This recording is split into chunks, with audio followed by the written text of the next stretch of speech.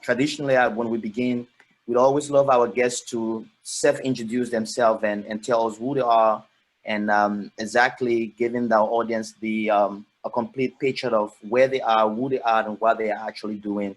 That kind of like sync with our topic today, which is innovation, the spirit of innovation in developing countries. So, Ellis, would you mind telling our audience who you are? Thank you. It's an honor to be here. I'd like to say hello to every one of you watching this broadcast. My name is Alex Devine. I'm from West Africa, Liberia. Lived my whole life here. I've been traveled before. From a family of three, two girls. I'm the only boy, and um, I'm a passionate young man. I believe in that the change we desire it has to come from us. I so much believe in that, and of course, I'm an official orphan. My late parents passed off some years ago when I was very little. That did not change or did not determine to be who I wanted to be. I'm a youth developer by experience. I've worked in this field for pretty much 8 years now. I've dedicated my life when I was at the University of Liberia that a vow that I made to myself that I saw myself coming up as a low man that there was no guardian, there was no one to direct me, and I saw myself struggling with the decision and choices that I made. And today I've reached as far, and I see also how most of our young people here during the war, parents lost their parents and they had to struggle. I'm a testimony of that. So I thought that what I've gone through, I shouldn't allow any young person to go through the same thing I went through. So I vowed that I will be that channel that I can give hope to a lot of young people and direct them to make the right kind of choices. So I thought to become a youth developer. So I got involved in this field for pretty much, like I said, 8 years now, mentoring a lot of young people. I'm humbled to be serving as an executive director for Youth for Change Incorporated here in Nigeria. And Youth for Change, of course, is an organization that is focusing the three key areas. We're into education, we're into mentorship, which is one of my heartbeats, and we're also into empowerment. And education is when we conduct some educative programs across the 15 counties of Liberia.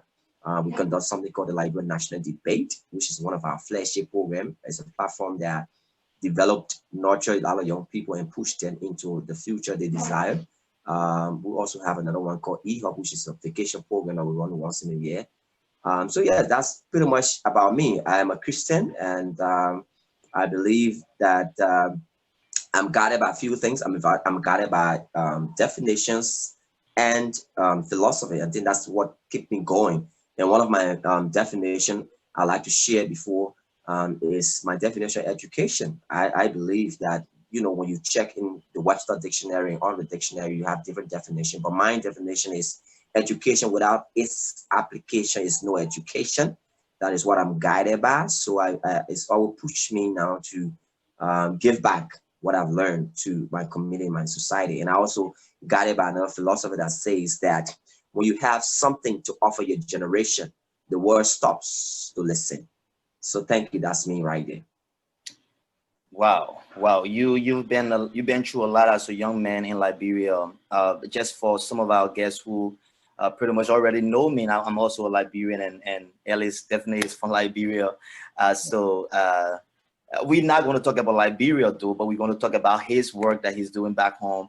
And I came across him and through LinkedIn, and I was so inspired by his story, and that like he already introduced himself, the motivation, the inspiration that he's so passionate about helping young people back in Liberia. So I just want us to go back a little bit, Ellis, and just start from the beginning, briefly. As a young man in Liberia, I know it's not a very easy environment to come up in within, and looking at the so many limitations that are, keep, starting people in realizing their own dreams and vision. How did you come up with this idea, helping young people? I know it's not an easy thing, but what was the stimulus? What was the prompter for you in making that decision? Was this something that happened to you as an individual, or was it something that happened to your family, or how did it all started? Well, like I mentioned, so you know,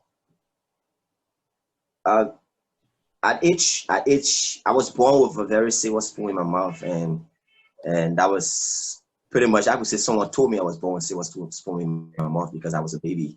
At age 1, um, Liberia was hit by the civil crisis, so we had to leave from Monrovia. My late father is from Bombing County. We went to Bombing, and we had to transition there for a couple of, I think, a year or two.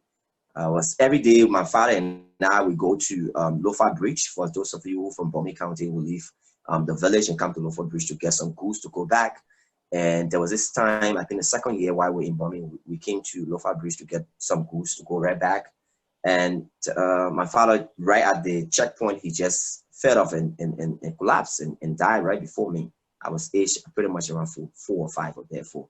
And I saw him struggle for his life right before me, and a little boy who was walking his father. So that hit me very high, even though I was low at the time. I had to go back to the town and call my father's, relative to come, and before they came, he was dead. And that's how they took him and buried him. After that, my mom and I were there. And father was not around, so my mom thought that we had to transition from Bombay County to go somewhere else, more closer to her home, because she's from Nimba. So we left and we reached in Banga. When we got in Banga, my mom was educated, as a matter of fact. She managed to get a job with Chasted at the time, behind the line. And then she became the special aide to Chasted, wife at the time, one Agnes Taylor. And she began working. Things got back to normal. I started enjoying myself again, going to the same school that Taylor's children was going to and everything. Fast forward, she got poisoned on the job. And when she got poisoned on the job, she struggled with that poison for almost 2 years, and then she died. So when she died, we now, my two sisters and I, we had transition now to Nimba, where my mom was from. And my two sisters had to stay with another relative. And then I was, left alone. So I was there. I had to go in a village and start to make farm.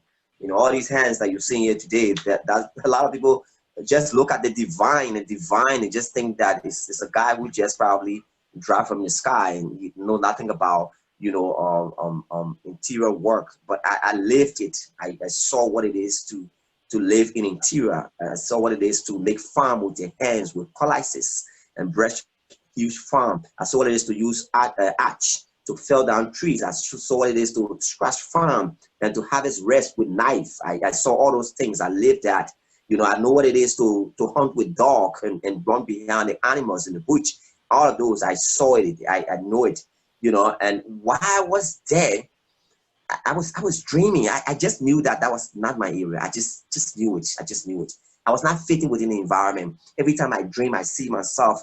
I knew that there was somewhere bigger that I was supposed to go. So I was still dreaming, and I would lie down on what you call king size bed. We face the restaurant with the bed and put the restaurant in the cloth and sew it. That's our king size bed.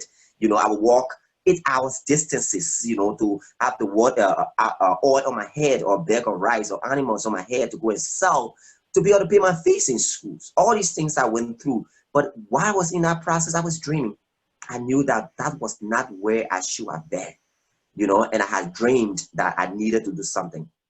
So what I'm doing today, it is a calling. I don't see it as a job.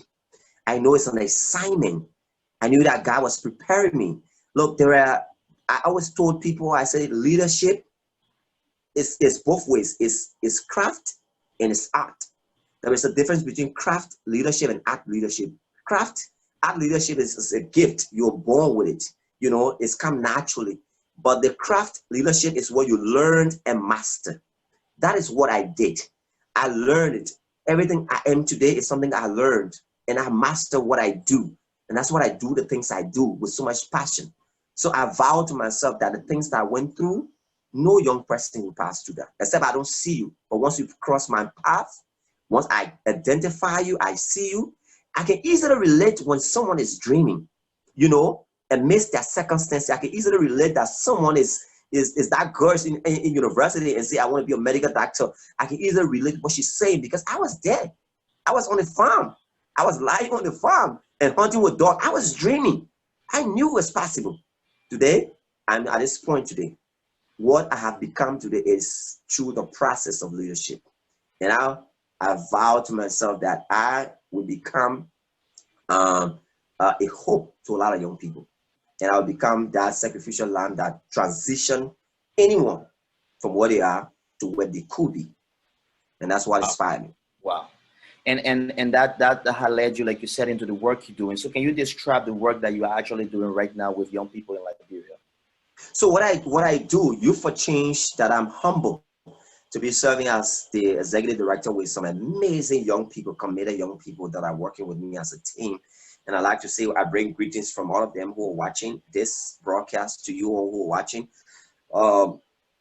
Man, we thought that that there were a couple of gaps we observed, and when I was in school, the extracurricular activities was not prioritized that much. Even though our time it was kind of okay, but now it's not being given priority, and so many of the young people, their full potential is not being seen, being discovered.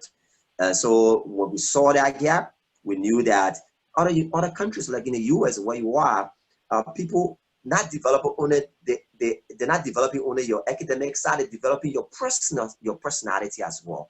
And that is a problem here in Liberia. It's just about the fact that we go in school, the grade, they encourage us to memorize, they encourage. So there's a lot of portion of us that is not being seen. So that is a gap we saw. We say, okay, you know what? We will focus our institution on 3 key areas, which is a gap. Key point 1 is we'll focus on education, but our education will be encouraging, inspiring academic excellence, developing a full self of one person. So that's what we're doing, the Liberian National Debate. The Liberian National Debate is just a platform that allows young people to stand on, to talk about issues that affect them, affect their environment, and proffer solution to their country or to their government. So the young people are giving cross-cutting topics from different areas, and they're able to come and talk about it. And it's a platform also to be seen, by potential donors and partners who want to help the young people. So we do the debate. We started that since 2015. We started in Monrovia with 20 high school in Monrovia. What started with 20 high schools in Monrovia today, in 2016, because of the way we saw it was going and parents, loving the ideas. In 2016, we extended to Montserrat County. There were 80 high schools. And then after in Montserrat County in 2017, there were 120 high schools. The anxiety starts to increase. And then in 2017, at the end of 2017, because all of our games will always be live, we're always live streaming on Facebook. The organizer of the Africa Debate Championship, they've been following us. We didn't even know that they've been following us. So in 2017, they extended an invitation to Liberia to participate for the first time in the Africa Debate Championship. We look for money in this country. Our country is a country we talk education. We don't support education. We talk it, but we don't support it. So we had to hustle to get the money. We managed to get some money. We sent 2 teams in South Africa, and they went with 14 African countries got in South Africa. And Liberia, Botswana, Namibia, South Africa, Nigeria, Ghana, all these great countries. Liberia first time entering the tournament. Liberia came third in the entire tournament. And we brought our trophy, we brought certificate. We went and presented to the then president, Ellen Johnson Sirleaf, because she managed to give us some money when we were going. So we brought the trophy back and presented to her. These young people who we discovered through our local tournament are the ones who we mentored along the way, and they were able to go to South Africa and they came back. So in 2018, the organizer of the World Debate Championship, a platform that has existed for 30 years. Liberia has never been there at all. A platform that was developed to measure learning outcomes of countries. They were watching the Africa Debate Championship. So they're like, oh, okay, Liberia. So they then wrote Youth for Change to allow Liberia to participate. So in 2018, we're in Croatia. We took another team in Croatia. Liberia went there. The tournament has got 10 stages. Liberia ranked from stage 1 to stage 8, and we could not break. So we dropped right at stage 8. So meaning we couldn't go to semi-final and final. But that was amazing. So we came back to Liberia. So that's what we do on the debate. We allow the young people, and even tomorrow, Liberia is participating again in the World Debate Championship that is held online with 73 countries around the world. We're preparing the young people to make sure that they represent Liberia tomorrow. So I sure will bring that live tomorrow on our page. That's what we do under the education. We do mentorship. Mentorship is a gap. in this country, Liberia, we are self-centered people. We only care about ourselves and our family and our children. So that means that there is a gap. The other people, the other kids who does not have guardian or family or relative who can afford, there's a gap that the possibility of them succeeding in life is most likely not possible. So we needed to fill the gap. The ones who does not have guardians, who does not have parents, we need to have an institution that will identify them, that will mentor them, that will guide them and push them into their area of success. And that's what we're doing under the mentorship. So we discover the young people from the debate, we bring them through our mentorship program, we mentor them, and then we also launch them now into different area careers and what they want to do. And the last component, which is empowerment. Our empowerment, we don't give money to young people. We find opportunity for them. We find scholarship opportunity for them. We got 5 of our students who are outside of the country right now. One is in Ohio, Sata Sharif, one of our mentees. She's now in Ohio going to school. We work with her, we apply with her. She now has scholarships in Ohio going to school. We got 3 of our students in Morocco that are also going to school there. We also got one of our students in China. So that's what we do on the whole Youth for Change, and that's what my work is centered around: sacrifice for the young people.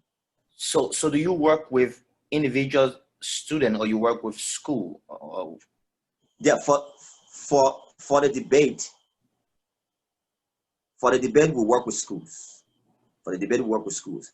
So when you come through the debate, through the high school, and based on your performance and based on your willingness to be mentored, to enroll in our mentorship program, then we'll begin to engage with you as a person out of school.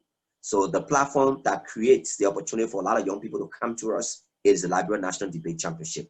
There are a lot of students that come through the platform. I remember in 2018, our last edition we had, because the debate now, like I forgot to mention, in 2017, in 2018, we took the debate to the 15 counties.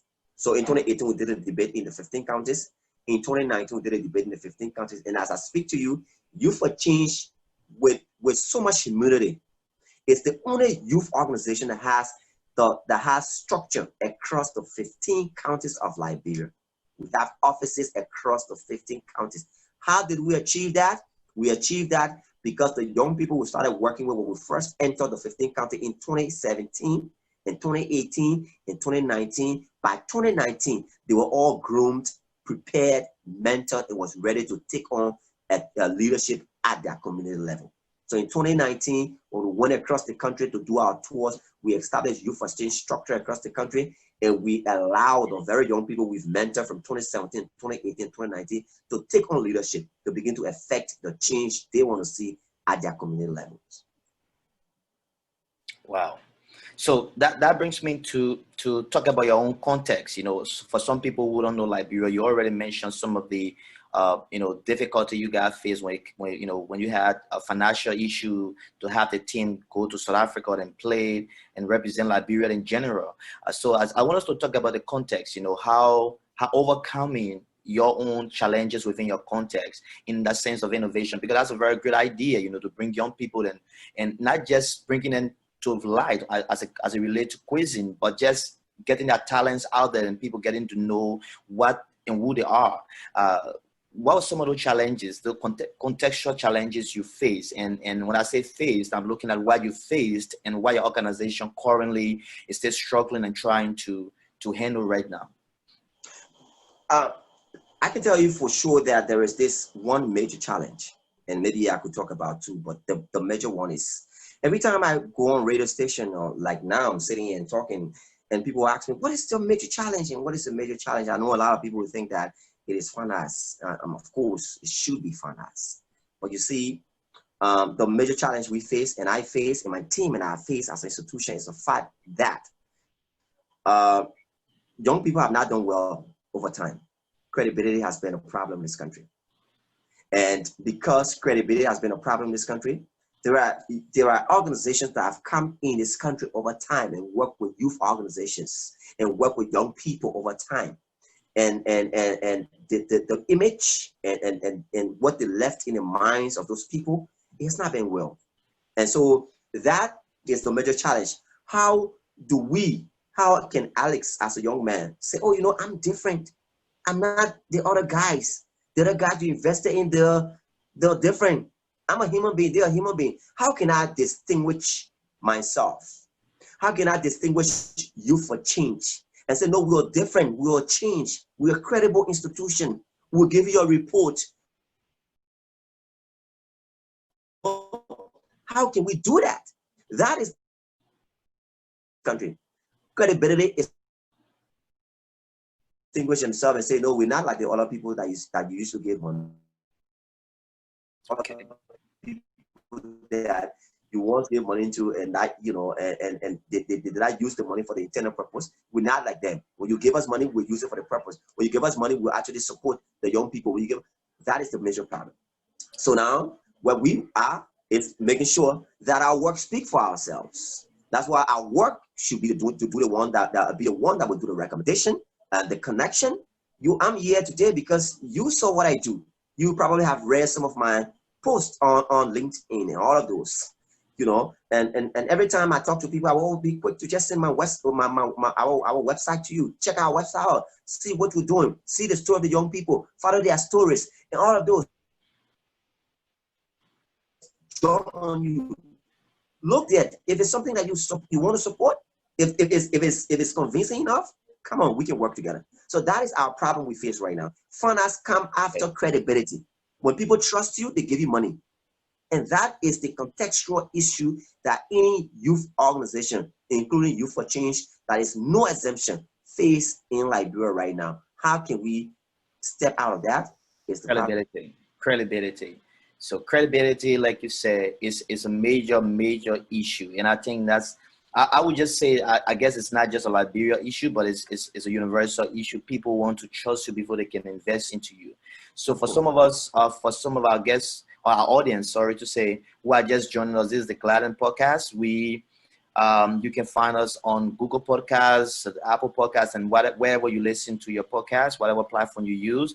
This interview is going to be available for you to listen to it. It's going to be here on the page. You can go back and listen to it.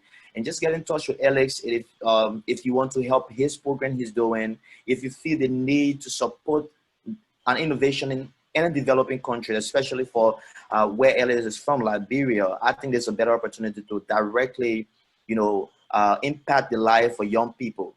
It's very interesting, and it's very important. If we have to live on that, that level of just, having empathy to go into taking actions, we have to start to look at those little innovations that are out there that we can help. You don't have to help them financially, but just some idea or something that just comes to your mind. You may be working on this in your own country using a different model, and you can just share your model and say, well, I'm doing similar work you're doing and I'm doing it this way. Maybe you can learn from that. So that brings us to, Ellis, I saw one of your posts. You worked with the U.S. Embassy recently, working with the current, as you know, we have this huge universal enemy, Corona, that's kind of like, has stored everything and maybe set us back 5 years backward. But I saw your organization was very innovative, moving forward to help. Can you just tell us about the project you did with UC, right? Yeah.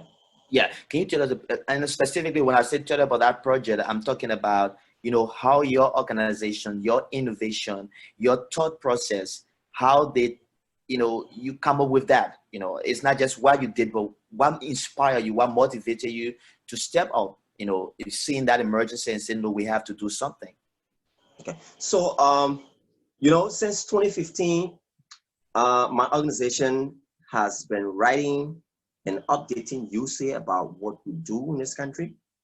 Every year when we complete our project, we will send a report to the U.S. Embassy and to UC. We attach our financial report, we attach a narrative report and send it to them. And we've done that consistently for all these years. It was pretty much 3 weeks ago when I got home, I got an email from UC. And like, okay, hi, Mr. Devine, we'll follow what you do. We've seen what you've done, and we classify you as one of our trusted collaborators. Imagine that. Yeah, that was UC. That was UC. So, yes. So it was not a process of you applying. It was just based upon the work you have done before. Yes, I didn't apply. So you said sending an email like we've classified to be one of our trusted collaborator, and hence will the United States Embassy just celebrated her anniversary, and they have chosen few institutions to give marks to distribute to their network, and so we choose you to be one of those institutions. Wow. Wow. But then, like I mentioned to you, that Youth for Change must always distinguish herself in anything that they do.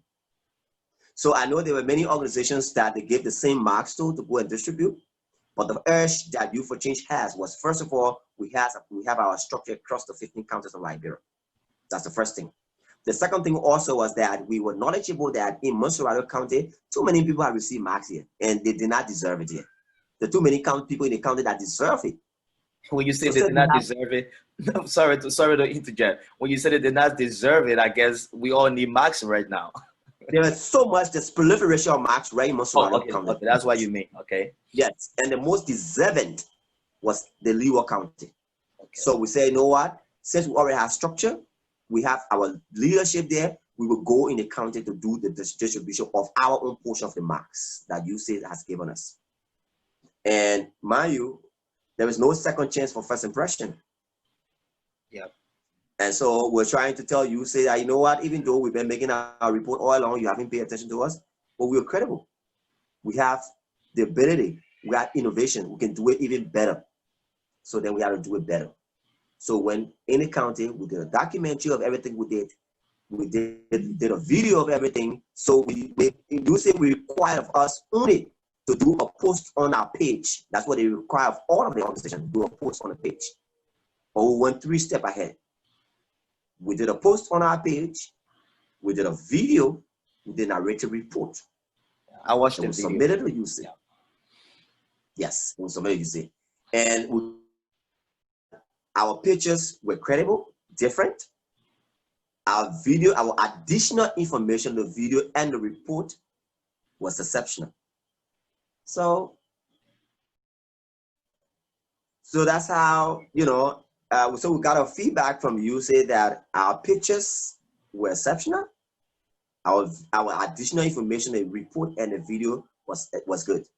So that's what it is. So we're inspired. And again, let me say this to you. You see, sustained innovation is only driven by a person's truest desire, of identifying societal problem. Sustained innovation is only derived by a person's truest intent of. So when you are able to find solution to societal problem, and I can tell people all the time, riches or success does not come by the catch. Success comes by this problem you were able to solve. What problem are you able to solve within your community? In my country, if you wake up in the morning, our country, and so many times I tell the media, I'm saying your major responsibility here is to stimulate the discourse. That's the major responsibility of the press, to stimulate the discourse. Yeah. So how many discourses do we have here? It's only politics. Every morning, wake up in the morning, politics. Yeah. But that's what the media has taught us.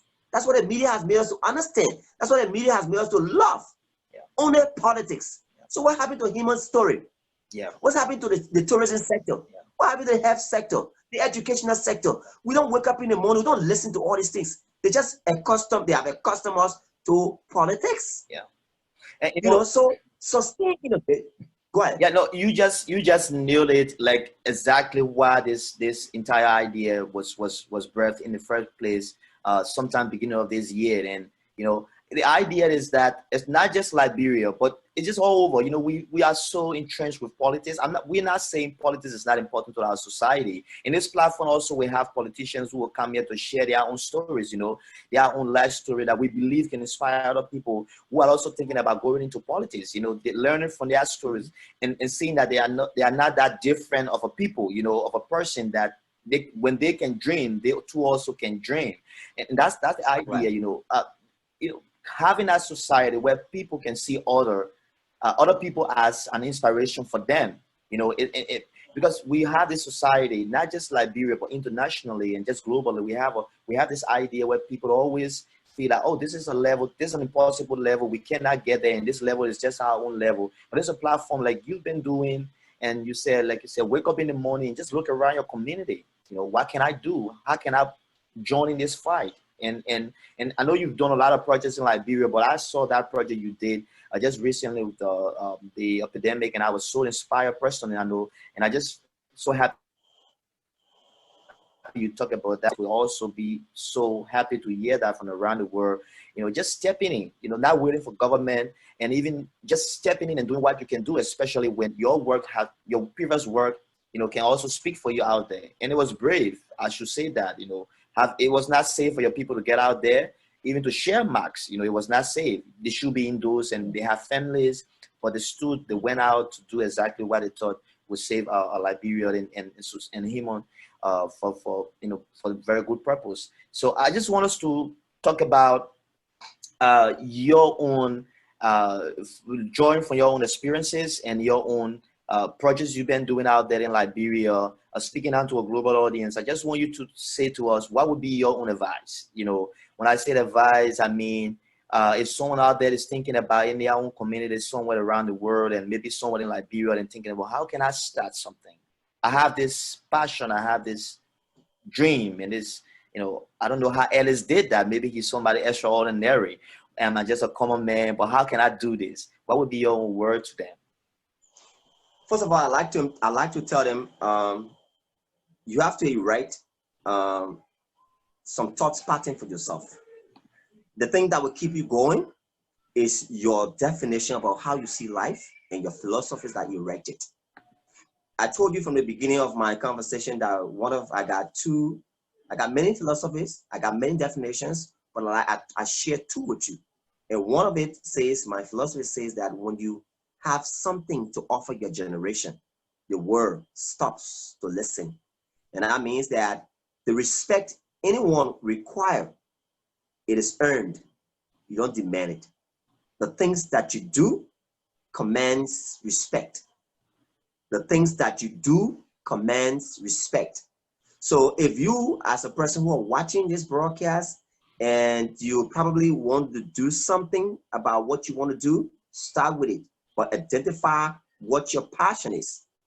And Mensa Otabil was right. When Mensa Otabil said the word passion, the easy way to identify passion is to do the things that seem difficult to other people, but easy to you. Every time you see yourself doing things that seem difficult to other people and easy to you, that is passion. So what is it you're passionate about? What is it you know you can do that every time you do it, it seems difficult, but it's easy to you? That is your passion. Then you use that to become a change to affect your community. You see, another thing they also need to understand, you see the world we live in, W-O-R-L-D, the word does not speak normally like we are doing now as human beings, but the word speaks only to impact. Every time the word speaks, it speaks only to impact. So if you want a word to recognize you, if you want a word to reward you, it is based on the fact of the things that you do, right? Secondly, I also mentioned that I also draw strength from Muhammad Ali, one of his quotes. He says, "It is the rent we pay." And I like to say that again. Muhammad Ali said, "Impact is the rent we pay for living." The universe have given everything to us. Give us the sunlight, give us the water, give us everything. And we're living here. The rent we pay for living on this earth is to impact your community. Find something. And I mentioned also, I said that sustained innovation, it is driven by finding solution to a problem. If you live in a community and people are dying from malaria, you have a master in public health, and you pick up telephone in the morning and calling on the talk show and lambasting government, but you have a master in public health. Are you killing me? You don't know that what you learn over there, if it's malaria, it has to be with the fact that too much mosquito around there. Can't you mobilize the people? Can they clean the community? Isn't that something you should do? Of course. So it starts with, first of all, identifying your passion. And passion, like I said, it is doing things that is difficult to other people, but easy to you. When you want to identify your passion, the next thing is know that your success is not attached to money.